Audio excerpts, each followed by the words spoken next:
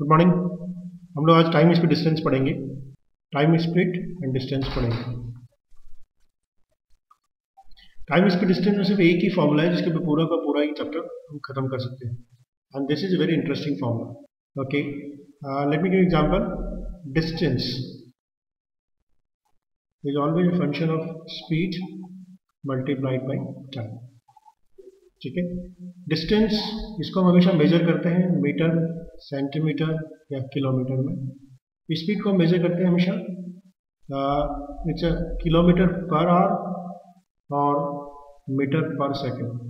Kilometre per hour का मतलब है एक घंटे में कितने किलोमीटर चले, सो और मीटर पर सेकंड का मतलब है एक सेकंड में कितने मीटर चले। और टाइम को मेजर करते हैं इधर सेकंड्स में, मिनट्स में और आवर्स में।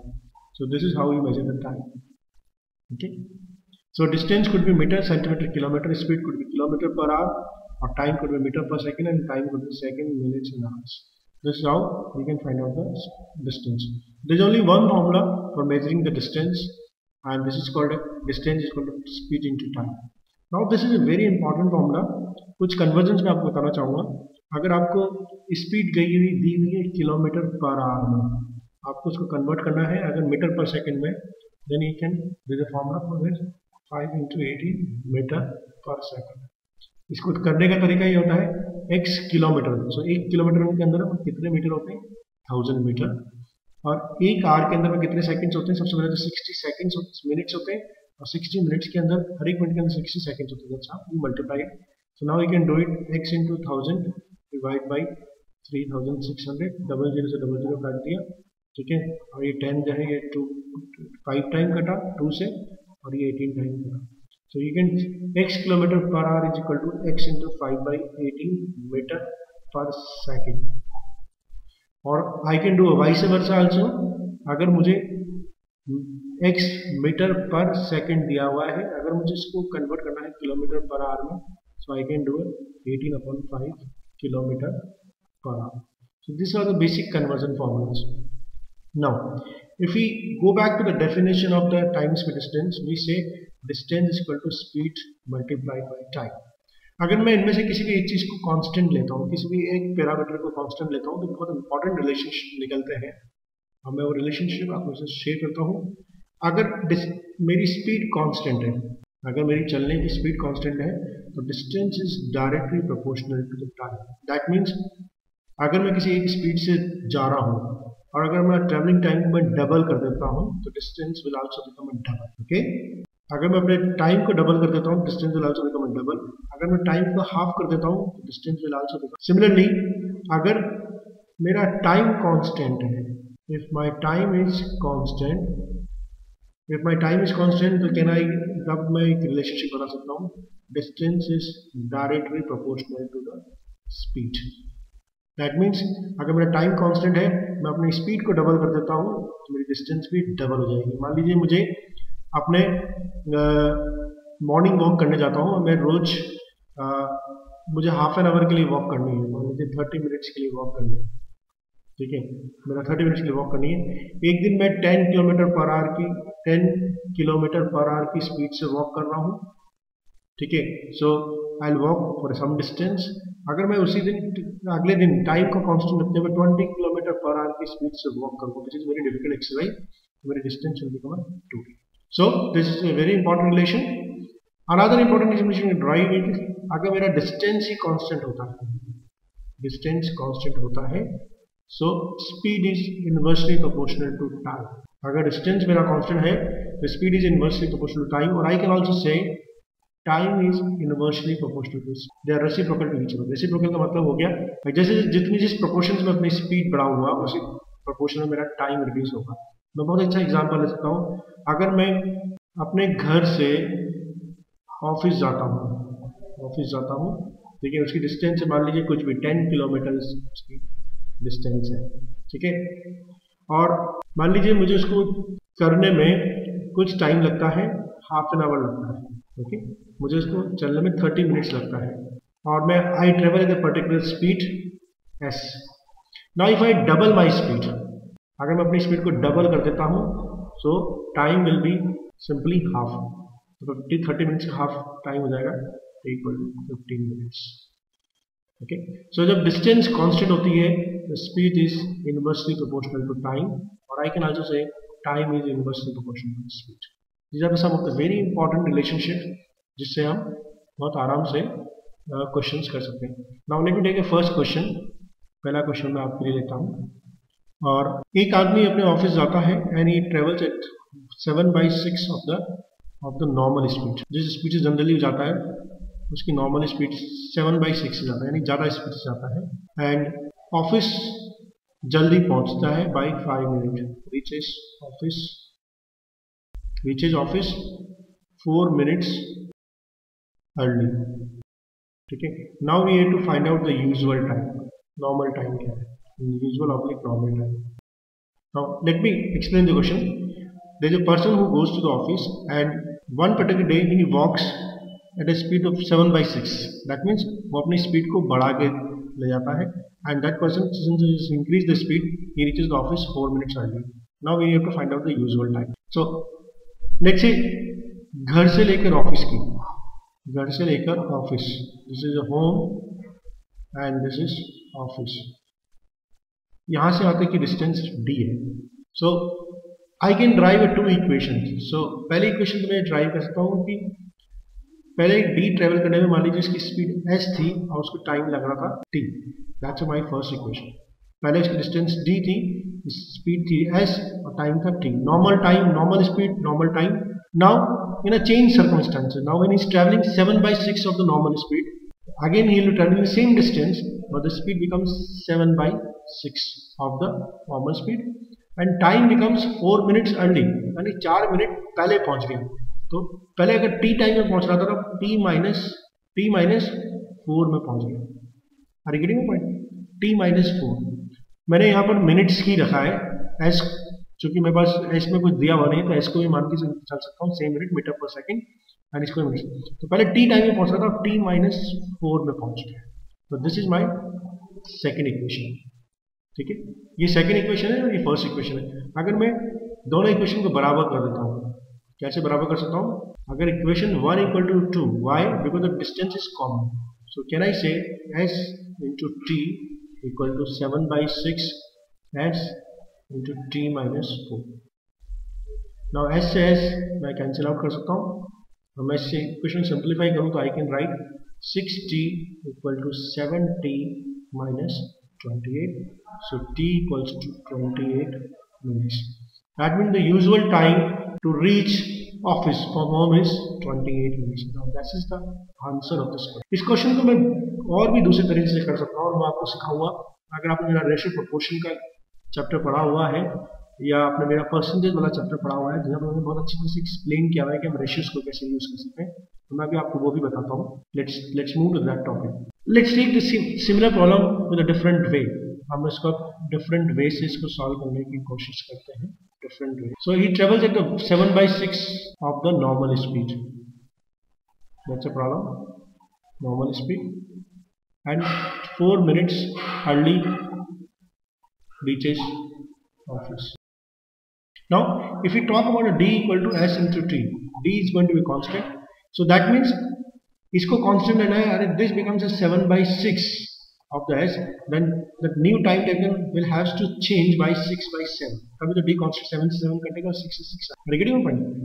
अगर नॉर्मल स्पीड से 7/6 पे जा रहा है, 7/6 यहाँ पर आ गया. अगर स्पीड ज्यादा हो रही है तो टाइम कम लग रहा है, और जिस फैक्टर से स्पीड ज्यादा हो रही है उसी फैक्टर से टाइम कम लगेगा. सो टाइम बिकम्स 6/7. सो रिड्यूस टाइम की बात करूं तो reduce time will come t upon 7. Okay, because early time was t, the reduced time is 6t/7.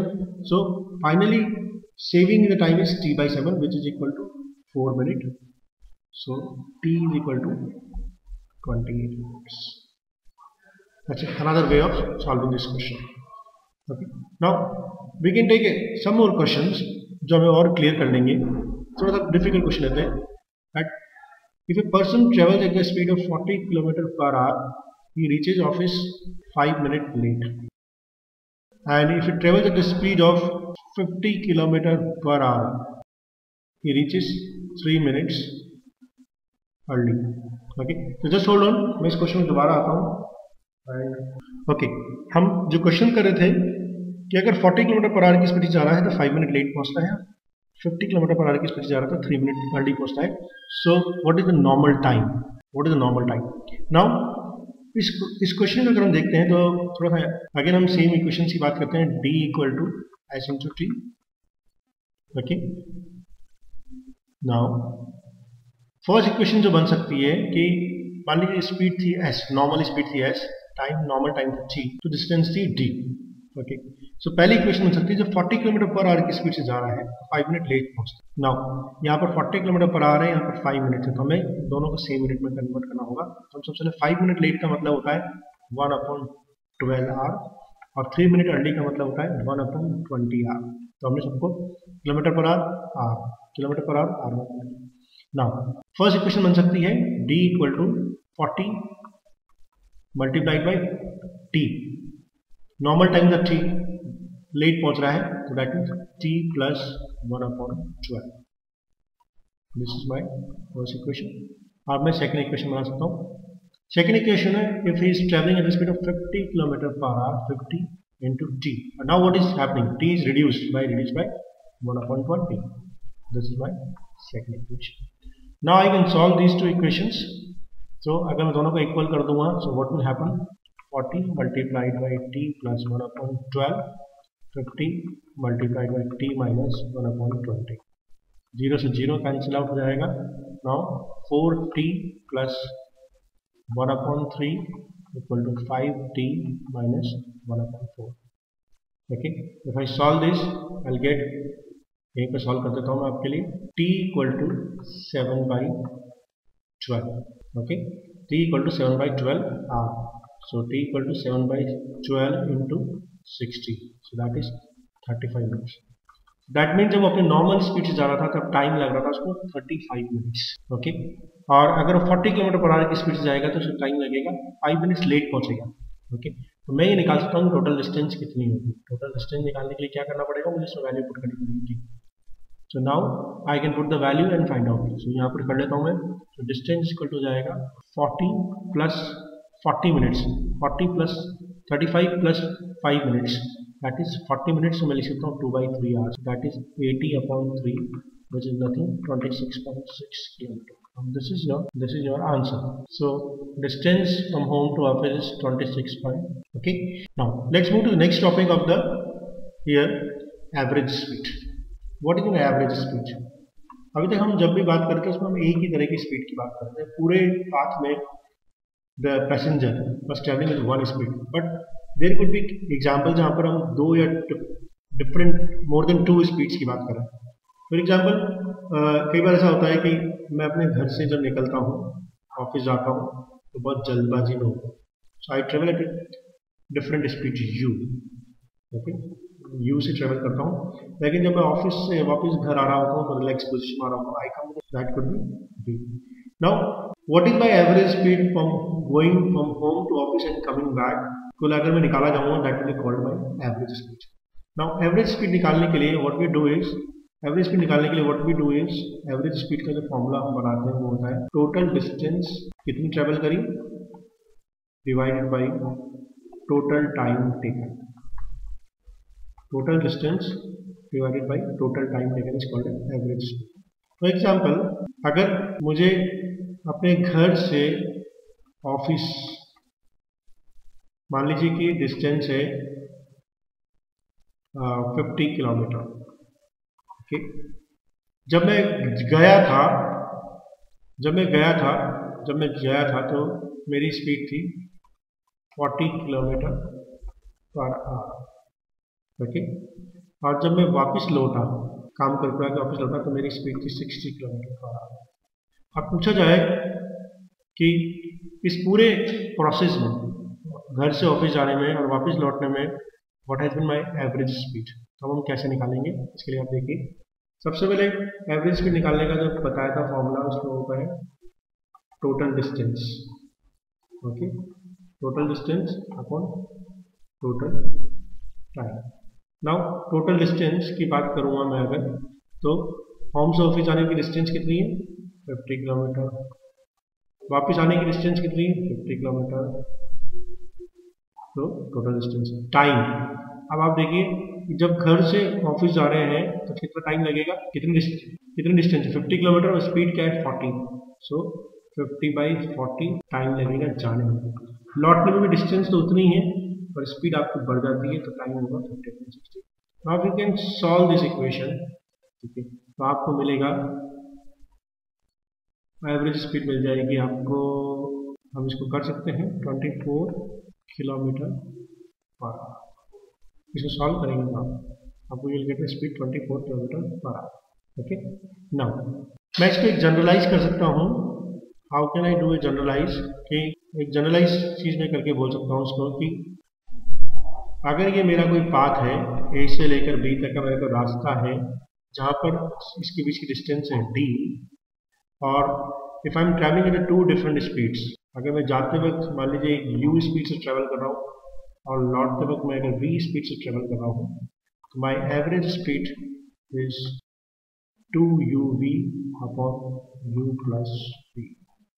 तो आप देखते हैं कि एवरेज स्पीड में डिस्टेंस का कोई रोल नहीं रहता, अगर डिस्टेंस सेम होती है तो डिस्टेंस कैंसिल आउट होता है। ओके, नाउ हम इसके ऊपर कुछ क्वेश्चंस करेंगे और फिर हम आगे बढ़ेंगे। The first question which I am giving you is, a man travels 100 kilometer in 5 hours and another 200 kilometers in 15 hours, another 200 kilometers in 15 hours, find its average speed। जैसे मैंने आपको बताया एवरेज स्पीड का फॉर्मूला होता है total distance upon total time, ये बताया था मैंने आपको, total distance upon total time. तो अगर हम डिस्टेंस की बात करेंगे, टोटल कितनी डिस्टेंस ट्रैवल करी इसमें, शुरू में 100 किलोमीटर, बाद में 200 किलोमीटर, टोटल डिस्टेंस होगी 300 किलोमीटर। टाइम शुरू में 5 आवर्स लगा, बाद में 15 आवर्स लगा, 5 + 15, so that mean 300 kilometre travel किया उसने 20 आवर्स में। तो उसकी एवरेज स्पीड कितनी हो जाएगी, 15 किलोमीटर पर आवर स्पीड, क्योंकि यहाँ पे कितना है किलोमीटर है और यहाँ पे कितना है आवर्स, 15 किलोमीटर पर आवर। ये एक बहुत सिंपल क्वेश्चन था, ठीक है। अब हम थोड़ा सा और डिफिकल्ट सा एग्जांपल ले सकते हैं जिसमें हम देखेंगे कि हम एवरेज स्पीड को कैसे कैलकुलेट करते हैं। नाउ लेट्स सी क्वेश्चन कि if I go from Chennai to Howrah, I go from Chennai to Howrah, okay, जाते वक्त, and let's say there is a distance between both of the places 180 kilometre. जाते वक्त मेरा स्पीड है 45 किलोमीटर पर आवर और लौटते वक्त मेरा स्पीड है 36 किलोमीटर पर hour. So what is my average speed during the entire course. So मैंने आपको बताया था एवरेज स्पीड का फॉर्मूला है 2uv upon u plus v। अगर डिस्टेंस कांस्टेंट है, जो कि चेन्नई से हावड़ा जा रहा हूँ तो 45 किलोमीटर की स्पीड से जा रहा हूँ और वापस आ रहा हूँ तो 36 किलोमीटर की स्पीड से आ रहा हूँ, यानी दोनों केस में डिस्टेंस सेम ट्रेवल कर रहा हूँ। So I can apply this formula 2uv upon u plus v। 2u, u is 45, v is 36 and 45 plus 36। So now आप इसको आप सॉल्व कर सकते हैं and you can find out the answer, average speed निकाल सकते हैं। So this was about the average speed. Average speed के बहुत अच्छे अच्छे क्वेश्चंस बनते हैं, मैं चाहूँगा कि आप इसको प्रैक्टिस करें और हम नेक्स्ट टॉपिक में चलते हैं for today's, what is a relative speed. ये भी एक बहुत important day to day use का टॉपिक होता है। रिलेटिव स्पीड क्या होती है, देखिए अभी तो हम जो भी स्पीड की बात कर रहे थे वो एक एब्सोल्यूट स्पीड की बात कर रहे थे। अब हम टू बॉडीज के आपस में रिलेटिव स्पीड की बात करेंगे। मैं आपको एग्जाम्पल देने के लिए बताऊँ कि आप जैसे मान लीजिए कि ये एक प्लेटफॉर्म है, इस प्लेटफॉर्म पे आप खड़े हुए, ठीक है, और यहाँ से एक ट्रेन छुक छुक करते हुए एक ट्रेन आ रही है, ठीक है, वो डायरेक्शन में जा रही है। नेक्स्ट इस ट्रेन की स्पीड है 40 किलोमीटर पर आवर। सो आपके लिए इस ट्रेन की स्पीड, आप जहाँ पे जब आप खड़े हुए हैं, you are stationary, you are not moving, you are stationary, तो आपके लिए इस ट्रेन की स्पीड हो जाएगी 40 किलोमीटर पर आवर। ओके, नाउ मान लीजिए there is another train which is also moving in the same direction at the speed of 40, और यहाँ पर आपका कोई फ्रेंड बैठा हुआ है इस ट्रेन में ए, सिमिलरली इस ट्रेन में भी एक आपका फ्रेंड बैठा हुआ है बी। नाउ अगर आपके लिए तो ये जो ट्रेन है, दोनों ट्रेन है 40 किलोमीटर की स्पीड से चल रही है, लेकिन अगर मैं इस ट्रेन में बैठे हुए एक आदमी के लिए देखता हूँ, वो अपने दरवाजे, अपने खिड़की के बाद झाँक के देखता है कि जो दूसरी ट्रेन है, लेट्स से जैसे ट्रेन नंबर 1, जैसे ट्रेन नंबर 2, उसको दिखता है कि ये ट्रेन तो मेरे साथ साथ ही चल रही है। वो दोनों अगर ट्रेनें 1 घंटे भी साथ साथ चलेगी तो ये हमेशा एक दूसरे को देखते रहेंगे। So for them there is no speed difference. तो इनके बीच की जो रिलेटिव स्पीड होगी वो होगी 0। चल तो रहे दोनों, लेकिन रिलेटिव स्पीड होती है जब दोनों ट्रेनें एक ही डायरेक्शन चल रही होती है, उनकी स्पीड का जो डिफरेंस होती है दैट इज कॉल्ड। नाउ मान लीजिए कि ये जो ट्रेन का ड्राइवर है जो जल्दी होती है, थोड़ा जल्दी करता है, अभी ट्रेन की स्पीड बढ़ा देता है 60 किलोमीटर, 60 बढ़ा देता है। उस केस में क्या होगा, ये ट्रेन आगे चली जाएगी, ये ट्रेन थोड़ी पीछे पीछे आएगी ना। उस केस में इनके बीच की जो रिलेटिव स्पीड होगी वो 0 से बढ़ के 20 किलोमीटर पर आवर हो जाएगी, बिकॉज 40 किलोमीटर तो ये चल रहा है और ये 60 किलोमीटर चल रहा है। दैट मीन्स 1 घंटे में अगर if I talk about 1 hour, this train will cover 40 kilometre and 60 kilometre की स्पीड पर आवर की स्पीड से this train will cover 60 kilometre. So one hour में this will move 20 kilometer extra. So what will be the relative speed? The relative speed will become relative distance upon time. So relative distance इनके बीच में 20 और बाहर है 1, so 20 kilometer per hour. That is the relative speed. Okay. Now अब हम कुछ example ले सकते हैं इसके ऊपर जिसके थ्रू हम बात कर सकते हैं. So let's say if there are two objects, one is moving in the this direction, the u kilometer, this u kilometer per hour, and there is another object which moves in a similar direction, the u v kilometer per hour. So relative speed in this case will become u minus v or v minus u, whatever is positive. और अगर दोनों object opposite direction में move करेंगे, such as ये यहाँ पर u direction जा रहा है, ये यहाँ पर v डायरेक्शन जा रहा है, then relative speed will become u plus v. ये हमें याद रखना. ओके, ये एक सिंपल सा क्वेश्चन है पर हमें याद रखना है. हम इसको कुछ एग्जांपल जैसे ले सकते हैं. लेट मी टेक एक एग्जांपल जिससे ये क्लियर हो जाएगा आपको कि एग्जांपल ऑफ रिलेटिव स्पीड. मान लीजिए एक घर में चोरी होती है, ठीक है, चोरी होती है और चोरी होने के बाद ये घर में चोरी हुई, ठीक है, और चोरी होने के बाद चोर भाग गया, ठीक है. अब चोर मान लीजिए यहाँ पर पहुंच चुका है, ये थीफ यहाँ पर पहुंच चुका है और ये जो डिस्टेंस है ये है 100 मीटर, ठीक है. और जब पुलिस घर पे आई तब तक चोर यहाँ पहुंच चुका था, ठीक है. अब पुलिस ने चोर का पीछा करना शुरू किया और चोर के भागने की स्पीड हम कुछ ले सकते हैं 2 मीटर पर सेकंड. हर एक सेकंड में से चोर 2 मीटर चलता है. तो पुलिस थोड़ी सी तंदुरुस्त होती है, तेज भागती है. लेट्स से कि पुलिस की भागने की स्पीड 3 मीटर. अगर पुलिस की भागने की स्पीड चोर के भागने की स्पीड से कम होगी तो कभी पुलिस चोर को पकड़ नहीं. नाउ इस केस में आप देखिए कि 100 मीटर इनके बीच की इनिशियल डिस्टेंस है. 100 मीटर जब ये चोर चल चुका था उसके बाद पुलिस यहाँ पर पहुंची है और उसने चोर के पीछे भागना शुरू किया. यानी कि पुलिस चोर को ऑलरेडी 100 मीटर की लीड मिली हुई है और पुलिस को अगर चोर को पकड़ना है तो 100 मीटर की लीड को कवर करना होगा. हमसे क्वेश्चन पूछा जाता है कि 100 मीटर की ऑलरेडी लीड है थीफ के पास और पुलिस की भागने की स्पीड है 3 मीटर पर सेकंड. तो ये 2 मीटर पर सेकंड वाले चोर को कितनी देर में पकड़ेंगे. अब देखिए अब क्या होगा, अगर मैं इन दोनों की रिलेटिव कितनी बीच की इनको पुलिस को चोर से कितना ज्यादा भागना है, 100 मीटर ज्यादा भागना है तभी पकड़ पाएंगे, ठीक है. तो अगर इन दोनों की रिलेटिव स्पीड की बात करें तो रिलेटिव स्पीड क्या हो जाएगी इनकी 3 - 2 विच इज 1 मीटर पर सेकेंड. रिलेटिव स्पीड ये है और डिस्टेंस कितनी एक्स्ट्रा कवर करनी है, डिस्टेंस एक्स्ट्रा कवर, ठीक है. 100 मीटर की डिस्टेंस एक्स्ट्रा कवर करनी है पुलिस को. तो time taken to cover 100 metre extra distance will be 100/1, that will be 100 second. तो 100 सेकंड बाद पुलिस चोर को पकड़ पाएगी. और अगर हम इसमें देखते हैं कि इसमें पुलिस की क्या पोजीशन होगी और चोर की क्या पोजीशन होगी, अगर हम इसमें ये देखते हैं पुलिस की क्या पोजीशन होगी और चोर की क्या पोजीशन होगी, तो let's take a different pen. Now हम देखते हैं कि घर यहाँ पर था और चोर ने यहाँ से स्टार्ट करी थी, 100 मीटर तो ऑलरेडी आगे था. नाउ यहाँ से पुलिस ने 3 मीटर पर सेकंड पे दौड़ना शुरू किया था और चोर ने 2 मीटर पर सेकंड से ऑलरेडी दौड़ रहा था, 100 मीटर की लीड ले. नाउ उनको पकड़ाएंगे, पुलिस चोर को पकड़ेगी after 100 seconds. Now after 100 seconds अगर मैं इसी लाइन को बनाता हूँ तो यहाँ से चोर ने शुरू किया था दौड़ना, ठीक है. दैट वाज चोर ने यहाँ तक पहुंच चुका था जब पुलिस ने दौड़ना स्टार्ट किया था. तो ये घर है. नाउ 100 सेकंड के बाद चोर ये 100 मीटर्स तो ऑलरेडी कवर कर चुका था. 100 सेकंड्स के बाद चोर पहुंच चुका होगा यहाँ पर which is 200 metre. That's a meeting point.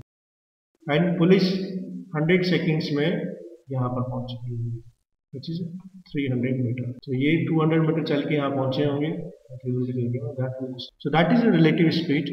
And relative speed में अगर हम सेम डायरेक्शन में जा रहे हैं तो हम स्पीड को माइनस करते हैं, if you are going the opposite direction then हम उसको प्लस करते हैं। एंड रिलेटिव स्पीड में ऐसा भी होता है कि मान लीजिए कि दो ट्रेन है या कोई पुल है जो एक दूसरे को पास ऑन कर रहे हैं, क्रॉस कर रहे हैं, तो उसमें आप ट्रेन और पुल वाले जो एग्जाम्पल्स होते हैं, ट्रेन एंड पुल वाले जो एग्जाम्पल्स होते हैं, ट्रेन एंड ब्रिज वाले जो एग्जाम्पल्स होते हैं, ब्रिज वाले जो एग्जाम्पल्स होते हैं, उसमें आप हमेशा उनकी लेंथ को ऐड करते हैं। तो क्योंकि ट्रेन की भी एक अपने आप में लेंथ होती है, ब्रिज की भी अपने आप में एक लेंथ होती है, और वो क्रॉस तभी माने जाते हैं जब वो एक एंड से लेकर दूसरे एंड में करें। तो अगर कोई ट्रेन और ब्रिज वाले एग्जाम्पल्स हैं, आप उसमें उनको लेंथ को, ट्रेन की अगर लेंथ L है और ब्रिज की लेंथ अगर B है, तो आप लेंथ को भी ऐड करेंगे, L प्लस B करेंगे जब भी आपको कैलकुलेशन करनी होगी। तो this was all about the time speed distance. I hope you enjoy it. Kindly give your feedback. Thank you.